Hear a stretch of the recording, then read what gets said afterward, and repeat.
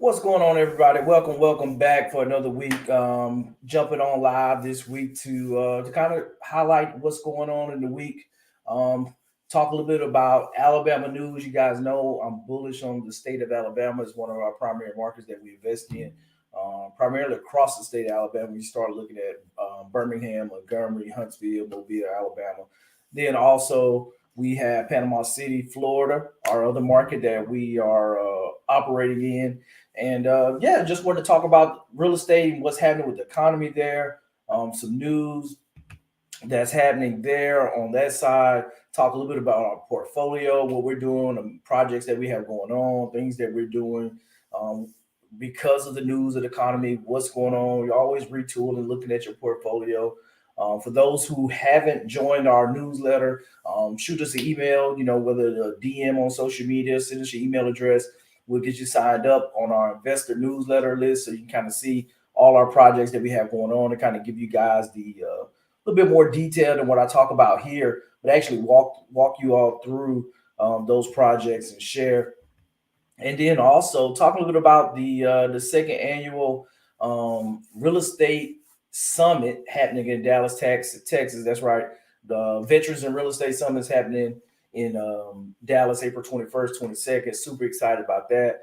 Just got all my books that I'm gonna be giving out free to all of the those in person. You can of course sign up online, and there's an in person option as well. So for those in person, they get a free copy of Millionaire Real Estate Success Strategies, what they forgot to teach you in school.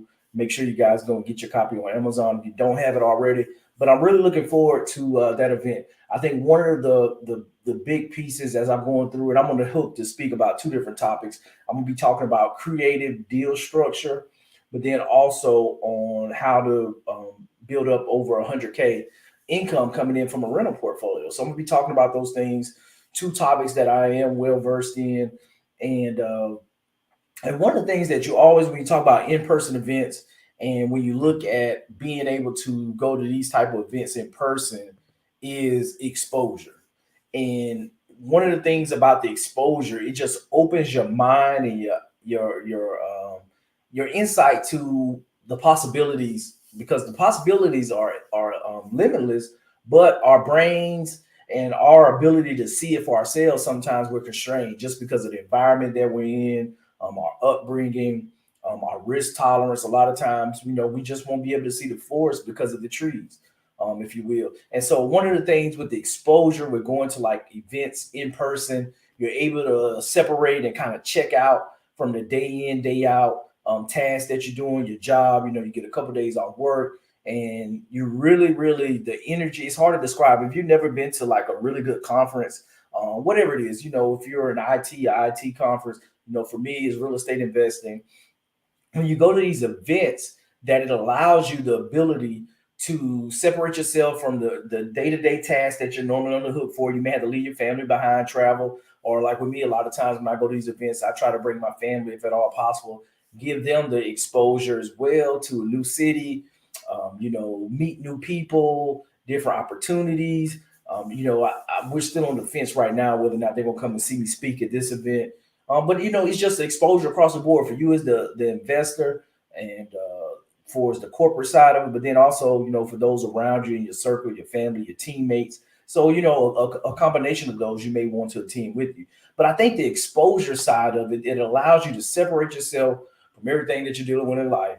Now you can step into the room, you can receive the content, you can think through ideas of how you can leverage when somebody else is sharing some other strategies that you may have picked up on that's working for somebody else in another market, whatever it may be that you're looking for, that you can take that and now start peeling the onion back and seeing how you can incorporate that in what it is that you're doing in your investor portfolio.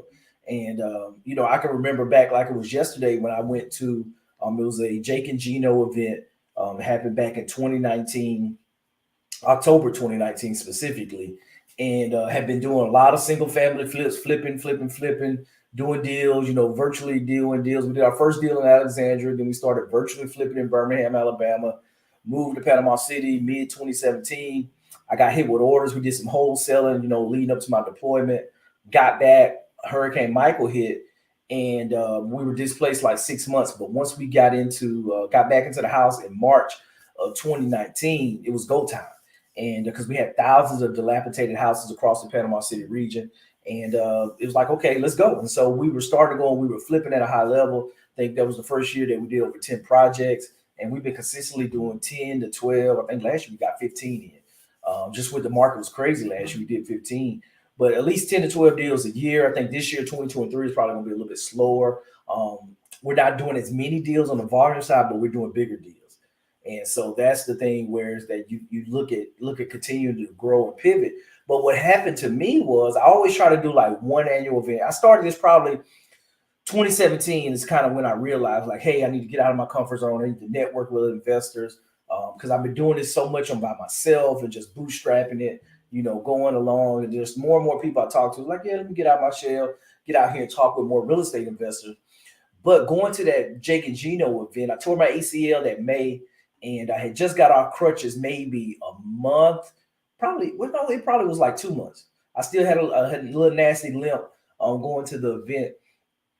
But the thing with being in that event, it was so eye-opening. That was my first multifamily conference that I went to. I was just, it was a little bit overwhelming just seeing like the large syndicators who would buy large apartments, 100+ units. And one of the things that really hit me was just seeing new people saying, hey, coming on stage, I'm just like you. I partnered with these people and I did a 100-unit deal. And I was just in the seat last year. I was like, okay, these people are doing it. They're no smarter than I am. They put the leg on, pants on one leg at a time, just like I do. It's like, okay, how do I get to doing this? And I bought was it Kim Lisa Taylor? Bought her book. She was an attorney. She spoke from stage. Took her book. I'm like reading through it. I'm like, okay, cool. And when I left that event, Michael Eric Thomas, shout out to ET. He was one of the keynote speakers that was there, and him and I we weren't. He was giving his speech. Wasn't a lot of participation. You guys know ET's a little bit over the top. He's all about the motivation and push you, and for the audience participation. So everybody was participating. So I'm like, well, heck, I'm gonna talk. It's like, hey, who's looking to do a deal? I'm like, I'm looking to do a deal. And he's like, okay, you married? He's like, okay, you got kids? He's like, okay, boom, you need to do one for your wife. You need to get an apartment for your wife and for each one of your kids. I'm like, okay, cool, let's go. And he's like, we gonna name what's, and he called out the names. We start talking about speaking out loud, manifesting, and I like to talk about my goals and speak it into existence, because now people can hold you accountable. But then also you're letting the universe and everybody around you in your circle know, hey, this is what I'm looking for. This is what I'm trying to do. And lo and behold, he was like, hey man, he was like, you need to buy an apartment for each one of your kids and your wife. And he went by, we wanted to call him out name. We spoke over and put names on each of these apartments. And then he asked how many years I want to do it. And so I said 5 years. And I got to go pull it. If I was actually streaming live on Facebook, I need to get pulled a video. But the crazy part with that, he said 5 years. And lo and behold, last year, we picked up we picked up 4 apartments. We closed on 3. The 4th one will close on next Friday. And guess what? I picked my first one up in 2020. And now I got 5. One for my wife, one for 3 of the kids, and one for myself. So we got 5 small apartments that we've been able to buy in less than 3 years. For when we were going through and talking about that and just manifesting it. But the crazy part, where I left that event, to make a long story short, 45 days later, I sent out a letter of intent to purchase this apartment building. They had it listed for 1.35 million, put an offer in for 1 million. We went back and forth for probably 6 weeks. Finally got it under contract at $1,050,000. It took us a little bit over 3 months to close. They had to replace all the water mains. There was a water leak going on the property. We took over the insurance claim with the deal. And 2 years later, we refinanced that property we bought for $1,050,000. For it appraised at 1.76 million in right at 2 years. And so, and then take those proceeds, then roll over and buy a 24 unit, a 40 unit, a 12 unit, and we're about to close on another 20 unit part of that deal next Friday. It's a blessing. And that's why I tell people that, you can do this. We talk about real estate and real estate investing. You see all these people, a lot of doors. When we close next week, we're going to push over 100. I think we'll be at 131 units total. And but it all started with that first deal, that first house, using my VA loan to buy my first property to live in, then turn it to a rental property. doing it 3 more times, and picking up a 25K house in Birmingham, over in Inslee off Avenue K, buying that property, buying a $6,500 foreclosure on Second Avenue in Birmingham, then flipping that and selling it so I can get proceeds to start a fix and flip business, and the rest is history. So the exposure that you get at these type of events that I'm talking about in Dallas, when you're in the room with like-minded investors, I still talk to 3 or 4 investors that I met on that trip, that are like-minded. Iron. I'm a true believer. Iron sharpens iron. And so the thing with it is that it just allows you to check out and check in, work on your business, get some information, some tips. Because I always go when I go to these events. This is something you guys can take notes, write this down. But when you go to events like that, you always figure out what is the one thing I need to walk away with from this event. The one thing I need right now in my business, that's what I'm going to this event with. And I'm going to this event. I'm a speaker, but I'm going to receive too, because there's a couple of things that I'm looking for. I got 2. I'm not going to share them here, but I got 2 things that I'm going to this event for. Because my goal for just 2023 is strategic alignment. That's the thing that I'm working on, strategic alignment. One of the things I tell people, you got to learn how to say no. My best word right now is no. Because you can't do everything. You got to be a protector of your time and to do that. But long story short, I know we're 11 minutes in, but I want to talk about second annual Ventures and Real Estate Summit coming up April 21st, 22nd. Get your ticket. I highly encourage you. If you can't be there in person, get an online ticket. You get recordings. I think we got like 15, 16 speakers, and it's worthwhile. It's worth the $97 to get that information, because there's one piece of information in there that could potentially change your life. I can't speak for the other speakers, but I can speak for myself with what I'm sharing with people and what I'm giving, that it can change your life if you take action and move out on it. So let's get to Alabama.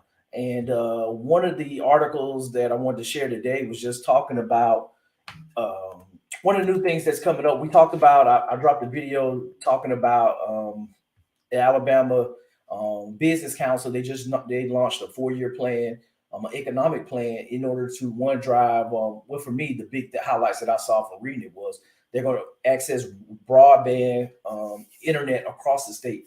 A lot of people take it for granted, but like there's a lot of rural areas still outside of the 4 major MSAs that we have in the state of Alabama. There's a lot of rural areas that don't have access to broadband internet. It's crazy. It's a lot of rural areas that don't have, the typical healthcare accessible. There's not a hospital in town, or the hospital, no closest hospital is 30, 40 miles away. I can remember, growing up in the town, Grove Hill. Shout out to Grove Hill. About an hour north of Mobile. Hey, you get sick, they're like, man, the running joke was bypass Grove Hill Hospital and just go straight to Mobile, because that's what they're gonna do. You might as well save the in process and everything, because they're gonna just send you to Mobile if you're sick. But that's a long ways, 80 miles in an ambulance trying to get to real substantial health care to save your life. That's scary. And so that's one of the things that they're doing there. And then also they're trying to educate the workforce, partnering with the state institutions and the other colleges within the state of Alabama, whereas that they can train the personnel that's in the state in order to perform for these businesses that they want to relocate to the state of Alabama, whereas that they have an experienced and educated job force that can step in. So I think one of the things that I was looking at with this, and I think this goes to one of the reasons why we see Alabama making the shift that they're doing, is just because of the population. And so a lot of people, we know about Huntsville, of course, is kind of the darling of Alabama with a lot of the growth that's going on. But then also you have some population that's declining across the state. And so I think that's one of the areas that we're going to take a look at today with just one of the articles that just came out on AL.com, and just share with you guys kind of the population data that they're sharing. But they had thousands of people moved out of the state of Alabama last year, which this being Jefferson County. We're talking about Jefferson County, which is the home seat being Birmingham, Alabama. But they were saying that there was a decline, not a large decline, but they still did have a lot of people leave, the largest in the state, when it came to Jefferson County. And so I think that's one of the things that they looked at, that about 3,800 people moved out of Jefferson County between 21, 22. When they were looking at the U.S. Census Bureau data, they compared a lot of that to pre-COVID, just where the numbers were. And then also one of the things that you didn't really think about was the mortality rate, that there were a lot more deaths than births during that COVID time period, which makes sense. You know, you have way more, a lot of older people that were passing away during that time. But one of the things that he did, you know, kind of to underline that Jefferson County did, they were positive for is international migration. 675 people that came from international, which was leading the state. And so just overall that they lost a total of 45. Let's see here. Jefferson County lost a net of 4,500 people last year. So not terribly a whole lot, but the population is growing. You know, one of the things that we look at, that primarily you want to be able to invest in markets that are growing, jobs are coming there, and then just for and low crime. Those are kind of the big things that we look for. And then we also look for median income somewhere between 40 to 70,000. That's some of the factors that we look at. But one of the things that also you look at is you start looking at new builds, especially, you know, single family, but then also multifamily too. With new units coming online, what does that look like for the market, for the area? And one of the things that, you know, with the acquisition that we picked up with our 96 units in Montgomery last year was that, hey, can we find a C-class property in a B-class area where there's not a lot of risk, you know, low crime, the median income is solid, and we don't have to worry about new multifamily coming online, whereas they could drive down our occupancy overall for the project. And so even though, you know, some of the larger MSAs we just seen here, Jefferson County is losing numbers, but there's still opportunities in the market. And I think one of the things that, you know, I really love about the state of Alabama is that the entry cost is a lot lower. You know, you can still go and find a $120,000 home. It's a nice size home, 1,500 square foot house to live in. For as the acquisition costs, you know, we're buying apartment buildings between $48,000, $55,000 a door, and we're talking about early to late 90s build. We're not talking about old stuff built in the 50s and 60s. And so there's a lot of opportunities there where you can get a quality property, and from there you manage it properly, and the rents as well too. That a lot of the owner operators, that they don't keep up with market rent. And so there's just a lot of opportunity where you can increase rents, you can reduce your expenses, and just improve that net operating income, that bottom line, where you can continue to grow your wealth and drive appreciation. So that's something to continue to kind of monitor and watch. But we know that Baldwin County was the fastest growing in the state of Alabama. It had a 3% increase, with gaining to 7,300 people. Of course, it's a beach destination. A lot of retirees that move there, and you got Gulf Shores, you got Perdido Beach, all that area. Fairhope, was it Spanish Fort is a good one, kind of right across the bay from Mobile. And then also, of course, you got Madison County, where, you know, Huntsville, Alabama's largest city, where they got a boost of about 6,400 people moved in from July to July. So July 21 to July 22. So that's something kind of to consider. But looking at the data, nothing here is a big shocker. Birmingham's been losing, you know, a couple thousand here and there for the last few years. That's nothing game changing. But the thing is, I think where we start looking at is just the state's ability to bring in more people and looking to diversify, bring in more businesses, become more friendly to small businesses with tax breaks. Alabama is top. I think they're number one. They're number one. I know they're definitely probably top three when it comes to property taxes. That they have the lowest property taxes of one of the states across the United States. So that's one of the great things I love about the state. Then also we talked about the lower entry costs as well too, to buy some of these assets compared to a lot of the other areas. And so it's something to kind of always take a look at and have it in the back of your mind. On the multifamily front, one of the other articles was a CoStar article that somebody shared with me. And it was really, really interesting. But it was just talking about the state of multifamily right now. And, you know, for those that follow it, that a lot of times, you know, right now that we all know transactions that fell out. But looking back from March of 23 to March of 17, that this was before the quarter ended, but we were right at $10.6 billion in apartment sales. and they were going to need another 2.8 billion, another 3 billion essentially, in order to match the lowest sales quarter in the past decade, which was the second quarter of 2020. So we're going to fall short of that. So right now we're at a 10-year low in apartment sales. And I don't think that's a shocker with anybody that in 2020 after COVID, apartment sales dropped to 13.4 billion, but right now we're looking to be somewhere between probably 10 and 11 billion. So well below that 13.4 billion in 2020, and kind of pushing us back to the early to what 2013 time frame for the apartment sales.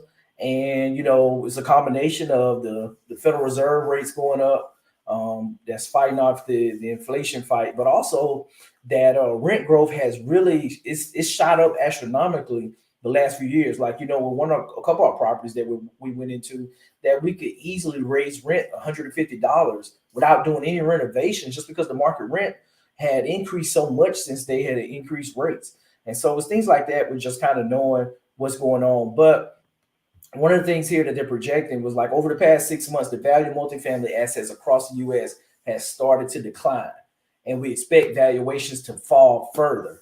And so that was from Alex Horn, manager partner, founder of alternative lender Bridge Invest, when he was talking, I guess, working with the reporter from CoStar News. So that's no problem. It's going to be some pain in multifamily. I'm already hearing stories of doing capital calls for additional money for some investors that's limited partners in deals that, hey, the operators are coming back saying, hey, we need more capital.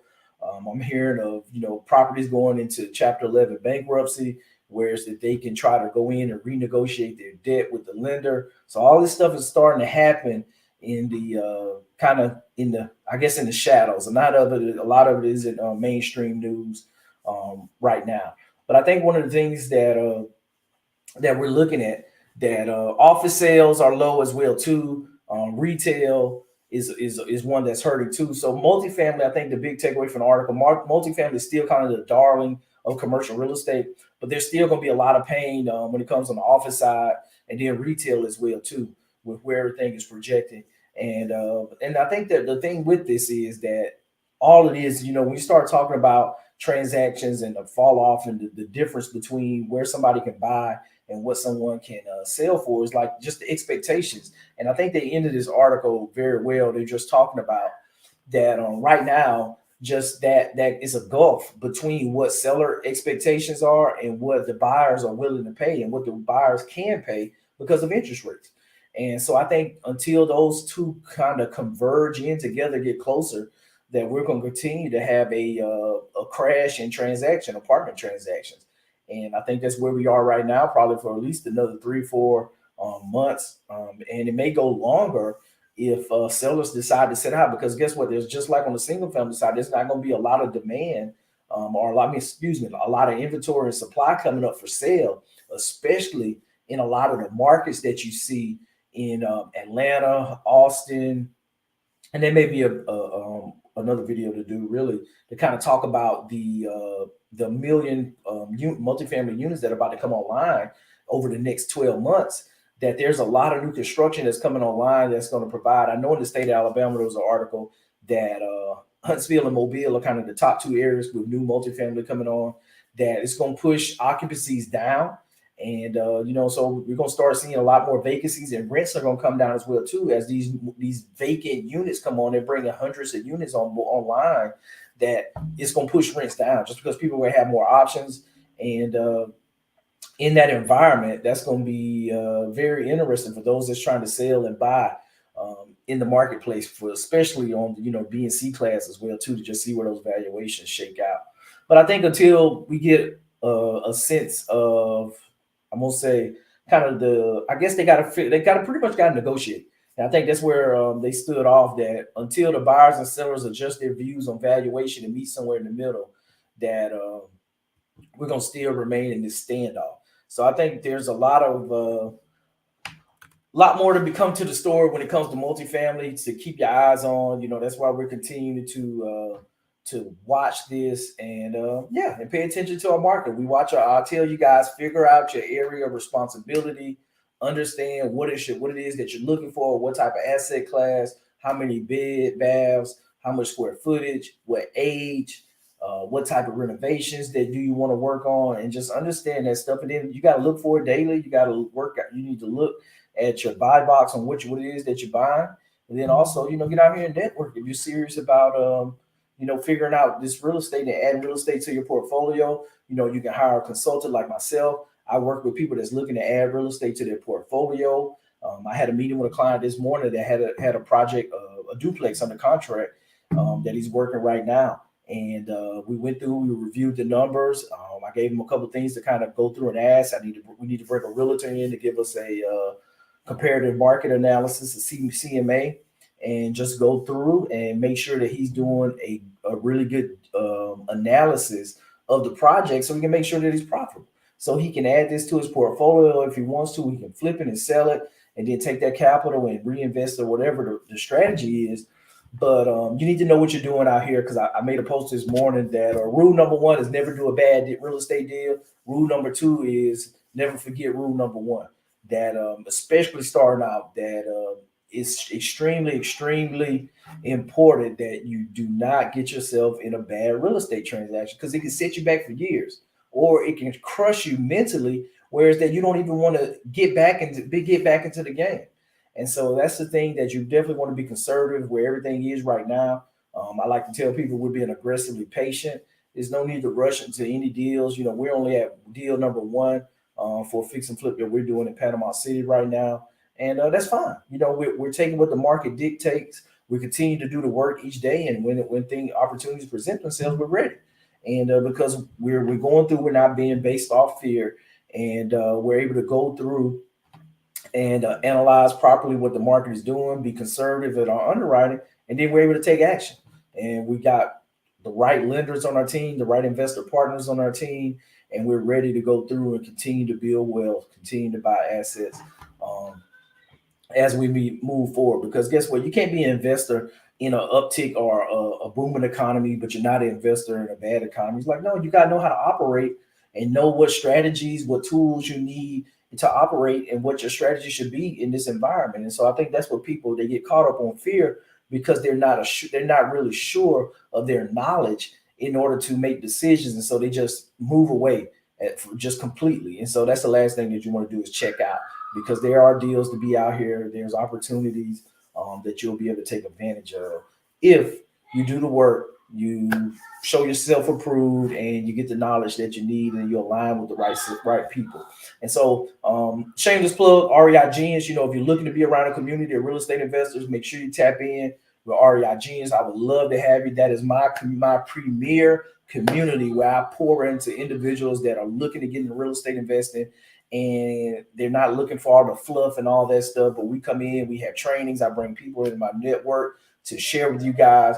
I bring with, the different structures of it. Like, we went to the beach this past week and visited Orlando for a few days, and I had to stop and talk to my estate attorney to get some things set up, updated. And, I got a couple different attorneys. I filed my fours me.